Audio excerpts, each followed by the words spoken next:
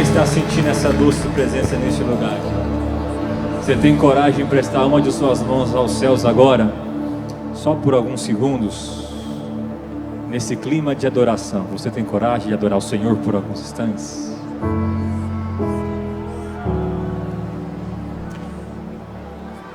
Espírito Deus, Tu és bom, Pai. A Ti a honra e a glória para sempre. Continua conosco nesta noite, Senhor, quebrando, Pai, todas as cadeias, quebrando, Senhor, todo o coração endurecido e nos fazendo, Pai, estarmos totalmente com o coração ensinável diante da Tua presença. Em nome de Jesus, Deus, tem misericórdia de nós. Vos saúdo com a paz do Senhor Jesus. Ainda sobre os pés, abra sua Bíblia, Zacarias, capítulo de número 9 e versículo 12 somente. Enquanto você abre a sua Bíblia, louva a Deus por mais uma oportunidade que Ele nos concede, desta feita também na pessoa dos nossos pastores, pastor Abinair, pastora Meire, grato pela honra e pela confiabilidade mais uma vez. O Senhor Deus vai continuar falando conosco aqui essa noite. Zacarias 9, 12 somente. Diz assim a palavra do Senhor, para já ganharmos tempo: voltai à fortaleza, ó presos de esperança. Também hoje vos anuncio que vos recompensarei em dobro. Somente este verso, tome o seu assento. Muito obrigado. O profeta Zacarias, ele tem um ministério desenvolvido mais ou menos no ano 520 a.C., contemporâneo do profeta Ageu, ambos profetas pós-exílio, voltados para Jerusalém. Ageu, usado por Deus de uma forma específica na reconstrução do templo. Zacarias, usado por Deus de forma mais específica para a cidade de Jerusalém e a sua reconstrução. O seu livro compõe 14 capítulos e também é conhecido como profeta das visões. E dentro desses capítulos, o Senhor Deus fala com seu povo através de Zacarias, concernente a um rei que ainda irá chegar, a um reinado poderoso que ainda irá chegar uma vez para sempre, com várias visões, profecias voltadas para a pessoa de Jesus, o que chamamos de profecias messiânicas. Então o ministério de Zacarias se baseia naquilo que nós lemos, na esperança em que tudo irá ser restabelecido e jamais será destruído. Quando nós lemos a primeira frase do verso 12, voltem ou voltai à sua fortaleza, parece que há uma incógnita aqui, porque este povo está sendo conhecido como remanescentes. Quando são libertos da Babilônia, nem todos os judeus queriam voltar para Jerusalém, até porque a cidade estava totalmente destruída com as invasões que sofreu. Há quem diga que algumas nações que passavam à sua beira não podiam crer que ali existia uma cidade, e tampouco um templo, o santuário do Senhor, por tamanha devastação. Então, para voltar à fortaleza, que fortaleza é essa, se não tem nada de forte na verdade? Porém, na verdade, não é isso o que a palavra quer dizer. Essa fortaleza não está se referindo aos muros de Jerusalém, às pedras de Jerusalém, ou às paredes das casas de Jerusalém, mas está se referindo ao Deus de Jerusalém, ao Senhor daquela cidade. Então, essa fortaleza, esse convite, na verdade, é para que esses remanescentes que voltasse a Jerusalém, mesmo ainda em reconstrução, mas também voltasse para Deus. E eles são chamados de prisioneiros da esperança. Prisioneiros da esperança. Uma vez que não tinham quase nada, ainda que receberam as ofertas do rei da Babilônia para voltarem e reconstruir a cidade, no meio do caos eles tinham uma promessa que tudo seria reestabelecido, que tudo voltaria muito melhor do que já foi no passado. Todavia, esses prisioneiros da esperança, os remanescentes, não estão depositando a sua esperança na prata e no ouro que receberam para reconstruir a cidade, mas estão voltados unicamente os olhos ao Senhor. Assim como o salmista escreve dizendo: elevo meus olhos para os montes, da onde virá o meu socorro? O meu socorro vem do Senhor, que fez o céu e que também fez a terra. É essa a esperança.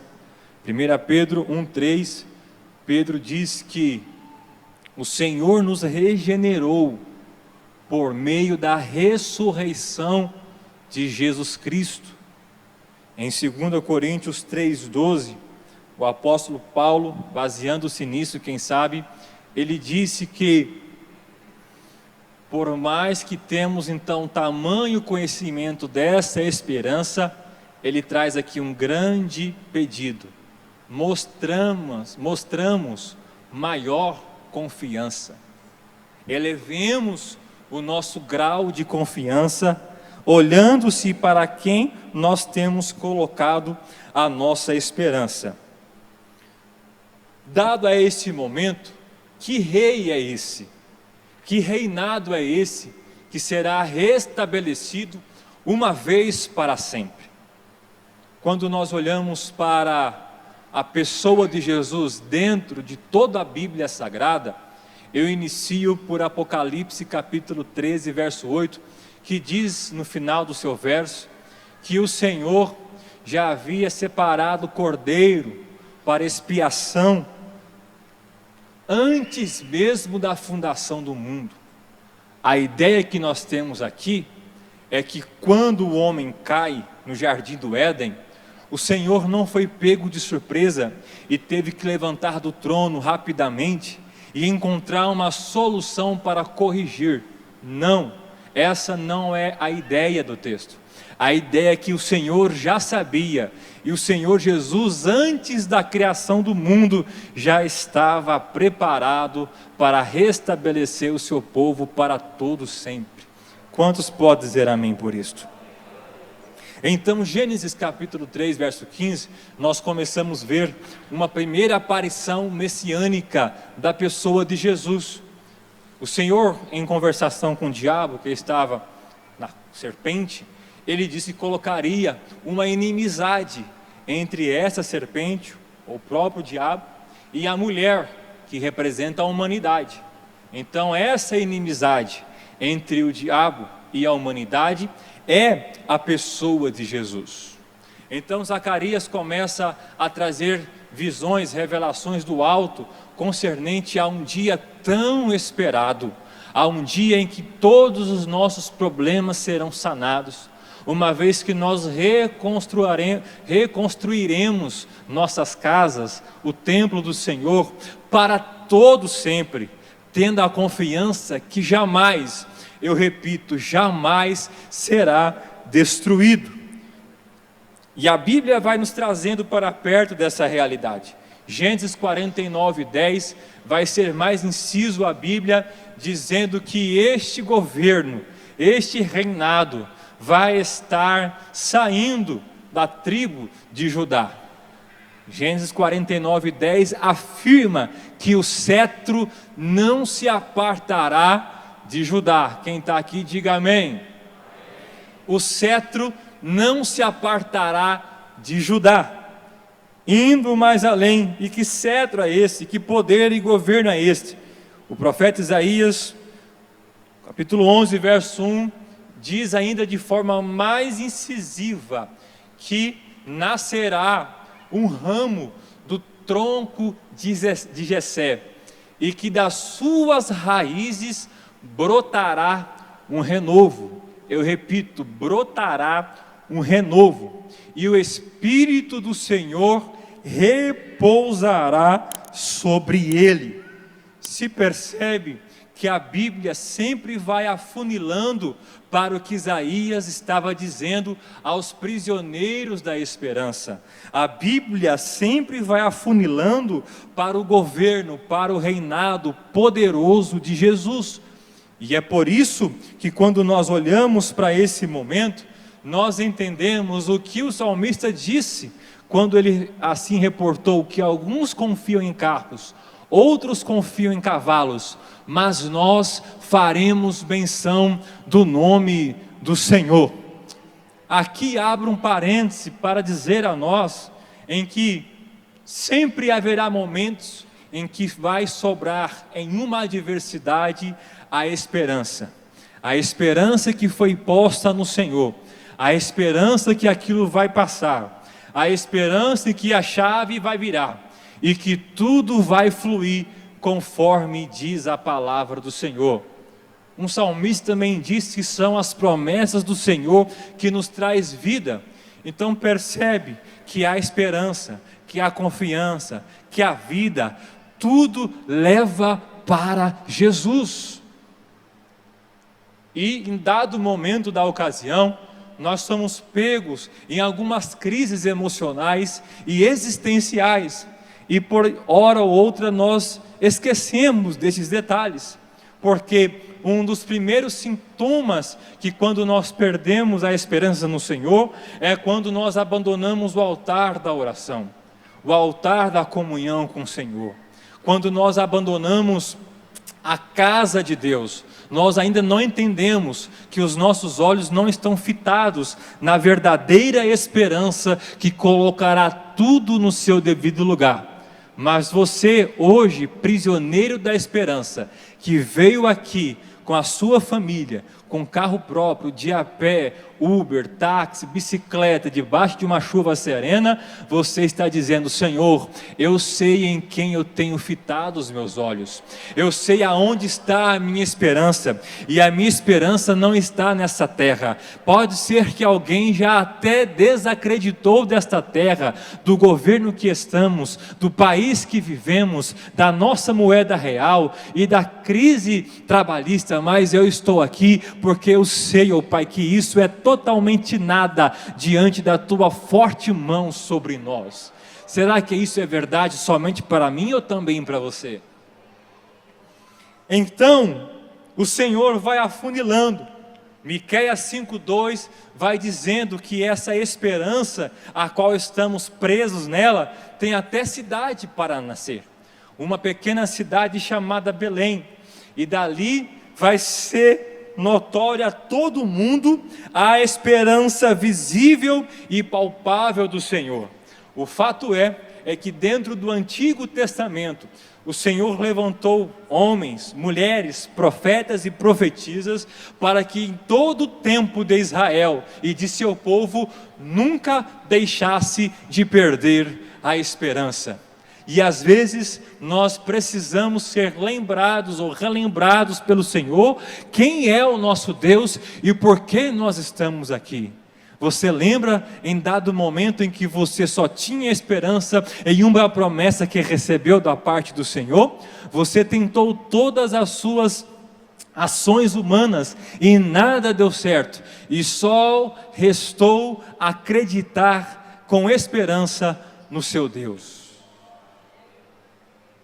Eu me recordo em que uma das fases da minha casa que tínhamos muita aflição e que estávamos com a esperança muito elevada somente no Senhor, foi quando nós recebemos o diagnóstico da minha filha primogênita, a Maria, aquela que certamente grita o seu nome por aí na rua ou na igreja, a mais política de casa, cumprimenta todo mundo, conhece muito mais pessoas do que nós, mas isso nem sempre foi assim. Quando nós descobrimos seu autismo ainda muito nova, com 1 ano e 8 meses, começou a jornada das suas terapias.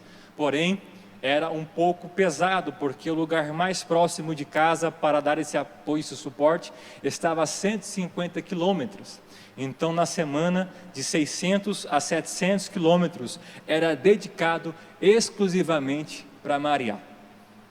E quando ela começou a andar, e ela não falava ainda, demorou muito para falar, andar, correr, e a gente muito preocupado com isso, a Manu no ventre da minha esposa, a minha mais nova, a Maria começou a chegar na porta da igreja que nós pastoreávamos, e começava a entrar uma forte crise, e por hora ou outra pensávamos que seria algo muito espiritual, e ela entrava em crise e não queria adentrar para a igreja, e às vezes nós tínhamos que entrar para conduzir o culto, ou para ministrar a palavra, e por muitas vezes a minha esposa tinha que pegar a minha filha em crise e voltar para casa, e às vezes acontecia de acabar o culto, eu chegar em casa, ela ainda estar em crise, e eu dizia: Senhor, mas que negócio é esse de eu estar na sua casa e a minha família em casa?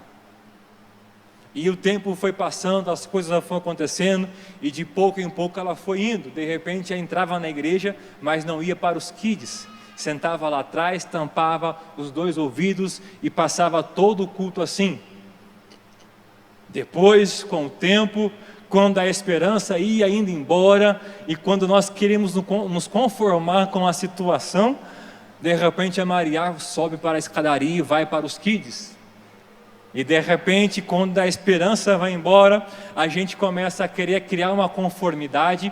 Era costume nosso, no final das ministrações, chamar o povo à frente, orarmos, e em alguns momentos o Senhor operava. Alguém falava em línguas, outro pulava, outro sapateava, e a Maria começou a gostar daquilo, e ninguém mais segurava a Maria. Ela saía dos kids e pulava no meio dos irmãos. Alguém tentava cercar ela para poder conter ela, eu dizia: deixa ela. Um irmão chorava, ela imitava esse irmão. O outro irmão pulava, ela dava risada. Ela corria para lá e para cá, barulho, som alto, aquela coisa bem pentecostal, e ela nadando e brincando, e aquela coisa toda, e eu acreditava que também estava adorando ao Senhor. E quando as forças iam embora, tinha até momento que de repente a Maria aparecia de fralda. Ninguém sabia onde estava a sua roupa, mas ela pulava de fralda no meio dos irmãos, e os irmãos já conheciam ela, e todo mundo chorando, se alegrando, e ela no nosso meio.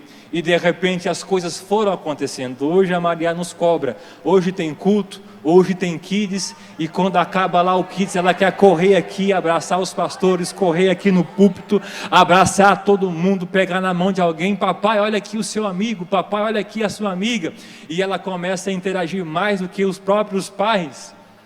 Então, o que eu quero dizer isso é que o Senhor Jesus, quando está agora sendo trazido à tona até o local que Ele vai vir para trazer a esperança visível, palpável, Ele vai renovar as forças do seu povo. Talvez estou aqui ministrando para alguém que só veio por vir, já se conformou com o diagnóstico, já se conformou com a porta fechada, já se conformou de estar com o seu ministério estagnado, já se conformou de viver essa vida raquítica, mas essa noite, como já foi cantado, essa noite como já foi lido, essa noite como já foi falada a palavra do Senhor, haverá um renovo na tua alma, porque a glória dessa última casa será maior do que a primeira. Mas eu não vou conseguir adorar como antes. Isso é verdade, porque nessa noite será maior do que era antes, porque o Senhor Deus já se faz presente aqui neste lugar. Alguém tem coragem de dizer alguma coisa que enalteça aqui o nome do Senhor? Continuando por conta do tempo, agora, nos últimos relatos de Malaquias, Esdras, Neemias, nós entramos em um período que se chama de período interbíblico, que é um período que passa ali um pouco mais de 400 anos, aonde não há nenhum registro da manifestação de Deus. Há quem diga que é um período de silêncio dos céus, e essas gerações que passam durante esse período só tinham uma palavra que dizia que de repente alguém viria e faria tudo acontecer para toda a glória do Senhor nosso Deus. Imagina você que recebeu uma promessa: amanhã eu vou te mandar um Pix, e você fica sem dormir esperando esse Pix. Chega amanhã, você fica doido querendo mandar mensagem: e aí, cadê o Pix? E nada por enquanto. De repente você promete para o seu filho: amanhã nós vamos passear no parque aquático. Esse filho seu não come, não dorme, não tira também o seu sono, a sua paz, até que você esteja no carro, e dentro do carro vai dizer: pai já chegou, pai está chegando, pai já chegou. Porque toda vez que recebemos uma promessa e estamos ansiosos para que possamos desfrutar dela, nós estamos prontos loucamente para desfrutar. Só que aqui agora, no período interbíblico, são 4 séculos, 4 gerações. Meu filho, fica firme, porque vai chegar o momento. Ô meu neto, fica firme, porque vai chegar o momento. Meu bisneto, fica firme, porque vai chegar o momento. E de repente a Bíblia diz em Lucas 1:42, em que Maria já estava agora, aquela camponesa jovem, com Jesus em seu ventre. Ela vai visitar Isabel, que carregava agora João Batista em seu ventre. E quando ela chega ali no seu lar de Isabel, a Bíblia diz que Isabel, ao escutar de fora a saudação de Maria, houve uma agitação no seu ventre. Ela não sabia, mas a esperança visível e palpável estava operando naquele momento. De repente agora em Mateus 3, nós começamos a ver que João Batista pregava arrependimento, a voz que clamava no deserto, e ele dizia: aquele que vai vir depois de mim é muito maior do que eu vos batizo em água para perdão dos seus pecados, mas aquele que vem após mim, que é maior de mim, em outras palavras, o que Zacarias falou, o que Miqueias falou, o que outros profetas profetizaram, ele vos batizará com Espírito Santo e com fogo. O que é isso? Renovo da parte de Deus. E de repente a esperança visível e palpável chega diante da margem do rio Jordão.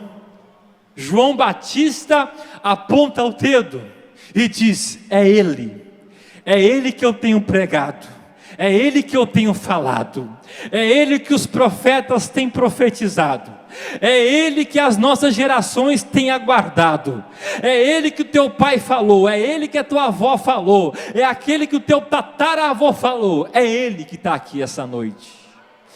É ele, alguém já entendeu? É ele que está aqui essa noite. É ele que está aqui essa noite. E o que você faz diante da presença dele aqui essa noite? Está por aí o tecladista? Tecladista! Olhando para isto, Jesus agora começa aos seus 30 anos, a esperança visível e palpável, a iniciar um ministério, curto, porém muito objetivo. Ele começa a palmilhar essa terra, as multidões começam a cercá-lo, e ele agora, cheio de autoridade, cheio de ousadia, porque você lembra que Isaías 11:2 diz que o Espírito de Deus repousaria sobre ele. Ele agora, em um dado momento, em uma festa, ele se coloca de pé, com autoridade diz: eu sou o pão da vida, aquele que vem a mim nunca mais, repito, nunca mais terá fome, e aquele que crê em mim nunca mais terá sede. O que é isso? Ele está dizendo: eu sou o resolve tudo, eu sou o que vou colocar tudo no seu devido lugar, eu sou aquele que Zacarias falou que estabeleceria um reinado para todo sempre. Eu sou o rei, e que depois de mim não haverá outro maior do que eu, e que quando eu estabelecer o meu reinado, eu enxugarei toda lágrima, eu resolverei resolverei todos os teus problemas, eu colocarei o luto para correr para longe de ti, eu colocarei um cântico novo nos teus lábios, eu colocarei um óleo fresco sobre a tua cabeça, eu restaurarei a sua causa, eu restaurarei o seu casamento, eu salvarei o teu filho, eu escreverei o teu nome no livro da vida, eu salvarei a tua casa, eu encherei esta igreja com glória, eu levarei para o céu, eu prepararei uma linda festa nas mansões celestiais. Eu não sei porque você ainda resiste em não adorar, porque a esperança viva e palpável ainda tem poder sobre este lugar.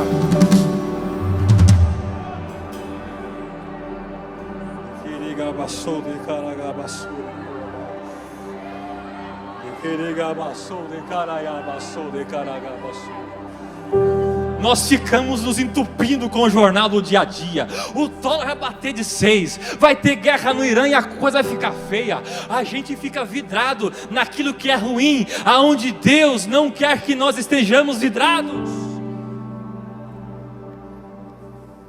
Mas aquele que é prisioneiro da esperança, ele dorme tranquilo, ele dorme sossegado.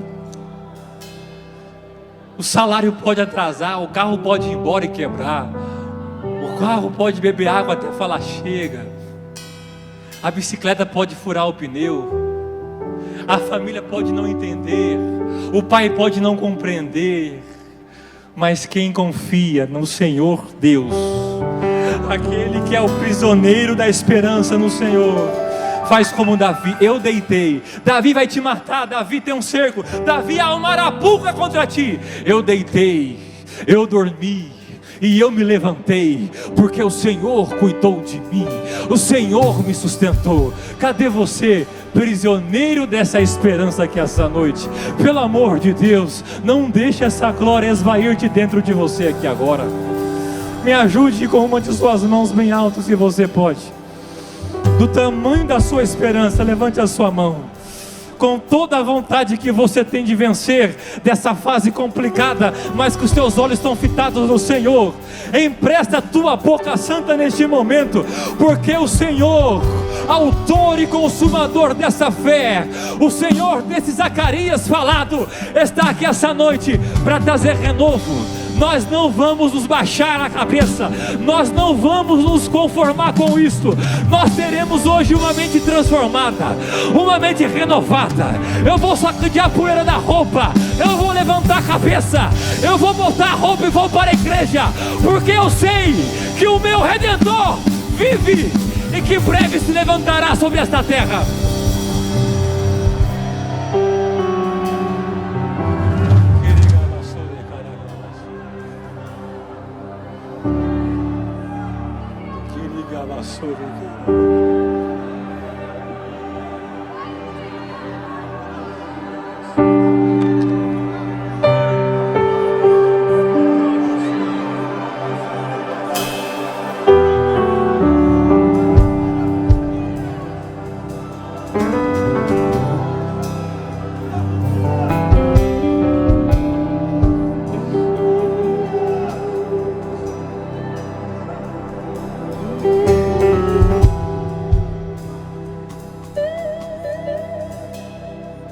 Vamos contra o tempo. João 15:5. Jesus trazendo a responsabilidade para si. Ele diz: se vocês permanecerem em mim e eu permanecer em vós, vocês darão frutos. E no mesmo verso ele diz: porque sem mim nada podeis fazer. Porque sem mim nada podeis fazer. E isso me remete ao coração da Bíblia. João 3,16. O seu filho sabe, você sabe, porque Deus amou você de uma forma tão inexplicável, que o amor de uma mãe para com o filho não se pode comparar com esse amor, que deu sem querer nada em troca, o seu único filho. Ele deu a esperança para a humanidade. Ele deu a vida para a humanidade. Ele deu o perdão para a humanidade. Ele deu o amor para a humanidade, antes que nós fôssemos criados e palmilhássemos essa terra, para que todo aquele que conectado a Ele, fitado os olhos nele, não pereça, não se prostre, mas que alcance a vida eterna, que é a maior esperança que nos faz estar aqui essa noite. Continuando, Jesus agora está de forma visível e palpável, mas ainda não acabou. Ele precisava cumprir a sua missão. A sua missão não se cumpre quando nasce em Belém. Ali é apenas um start do flame. Ali é só um pré-congresso daquilo que iria vir. E aonde está isso então? Está na cruz do Calvário. Jesus não foi pego, não foi preso, Ele se entregou. João diz que quando os 1000 soldados chegaram perto de Jesus, guiados por Judas, porque Judas sabia que o crente de verdade está na oração, então pegou a dica, né? Então quando Judas vai lá com os 1000, Jesus disse: a quem vós buscais? O Jesus, o Messias, o Nazareno. E ele diz: aqui estou, eu sou a quem vocês buscam. Então a Bíblia diz que todos caem no chão. Jesus espera eles se levantarem e pergunta de novo: a quem vós buscais? A ideia é simples. Não pegaram Jesus, não foi uma armadilha, não foi um plano infalível. Ele se entregou, Ele se doou. Glória. E agora ele vai, é preso, passa por 6 julgamentos, 3 judaicos e 3 romanos. Os judaicos, emboscada, na calada da noite, pronto para poder fazer o plano deles, matar e ponto final. Jesus então é condenado. A mulher de Pilatos, Cláudia Prócula, teve um sonho e diz ao esposo Pilatos: esse homem é inocente. Pilatos, em um dado momento, lava as suas mãos, simbolizando que ele estava limpando a sua mão daquela morte.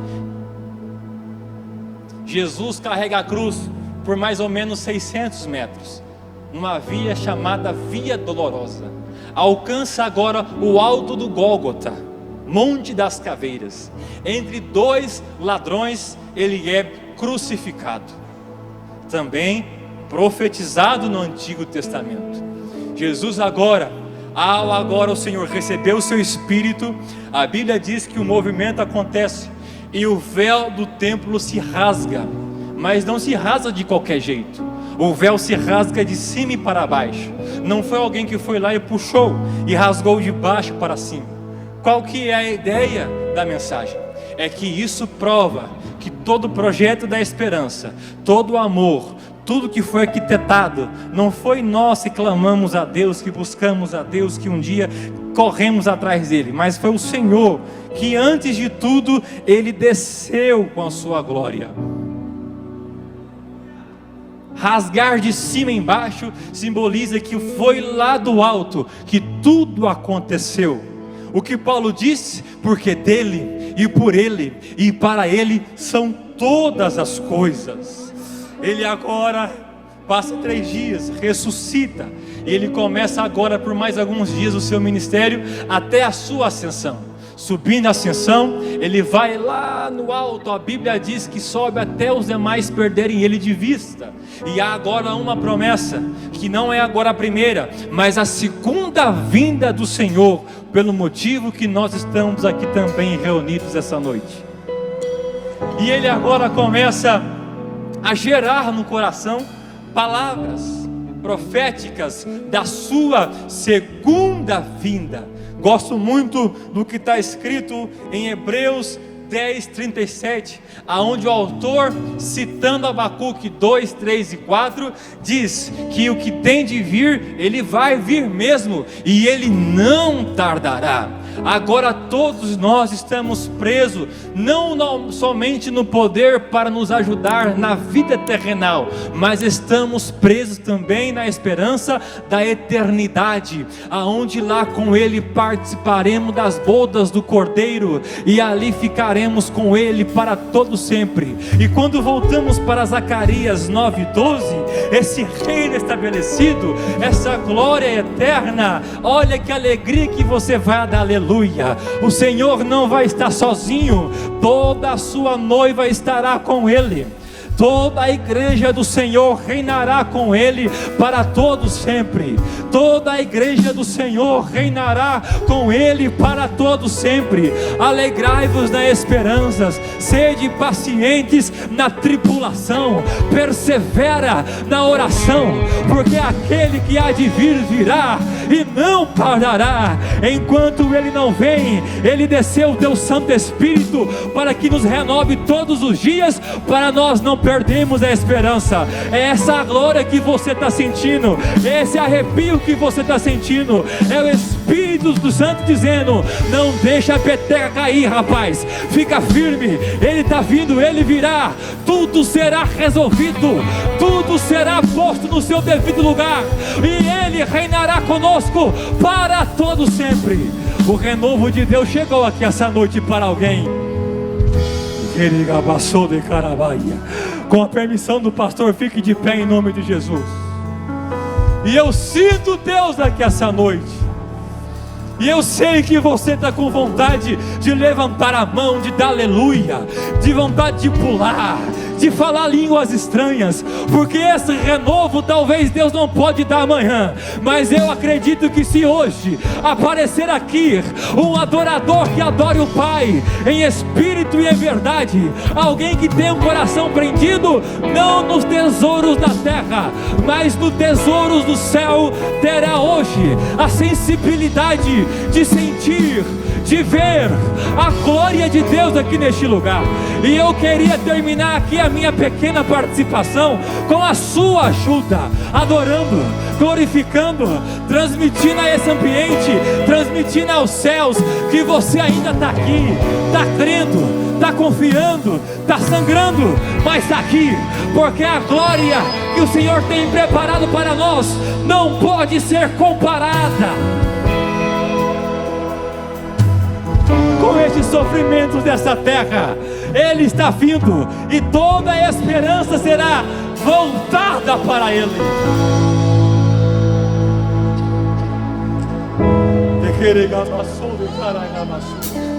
Eu sinto Deus aqui na minha alma essa noite. Nós não vamos entregar os pontos, a gente não vai desistir da nossa família, a gente não vai abandonar o nosso ministério, a gente não vai colocar os carros na frente dos bois, a gente não vai tomar nenhuma ação precipitada, a gente vai subir na torre da oração, a gente vai dobrar o joelho e a gente vai dizer como Jó: Senhor, Tu me deste tudo, Pai, eu vim do nada e voltarei para o nada, e contudo, bendito seja o Senhor para sempre, assim como está escrito em Apocalipse 5:13: e eis que vi criaturas nos céus e na terra e debaixo da terra e nos mares e em todo lugar, que diziam ao que está sentado no trono e ao Cordeiro: seja a glória, seja o louvor, seja o domínio, seja o poder pelos séculos dos séculos. Me ajude a adorar, porque Ele está aqui essa noite. Podem até sobrar contra mim, mas eu não deixo de crer. Tuas promessas protegi, guardei no coração, e da Tua palavra não abro mão. Sinto florescer ao cheiro das águas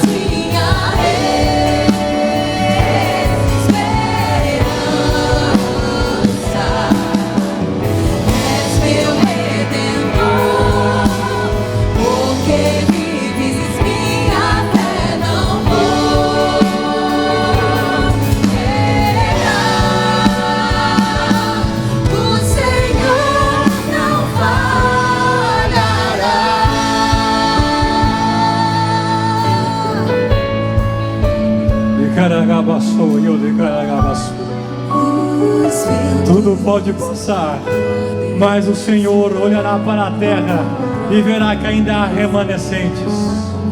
Ainda haverá remanescentes. Ainda haverá prisioneiros dessa esperança, que não arreda o pé por nada nesse mundo. Pode o pau quebrar, pode a casa virar dos avessos, mas ainda retém a esperança no Senhor. Você que não é evangélico, ou você que está afastado dos caminhos do Senhor, essa noite Deus marcou exclusivamente para você. Você já tentou tantas coisas, já tentou tantos amigos, família, parente, e nada deu certo. Hoje o Senhor Deus desce aqui nesta casa para abraçar a tua alma e colocar um motivo para você viver.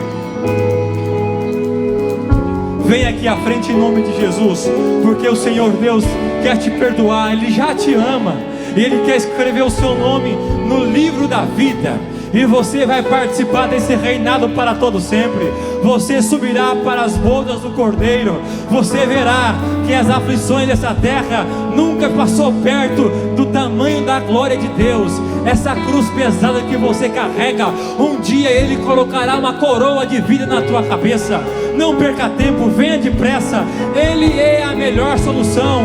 Eu te digo com muita autoridade: Jesus funciona, Jesus funciona, Jesus funciona e vai continuar funcionando, porque a Bíblia diz que Ele é o mesmo ontem, hoje e para sempre Ele será. Não perca tempo, eu tenho mais alguns poucos segundos. Venha depressa para os braços de Deus. Se tu fores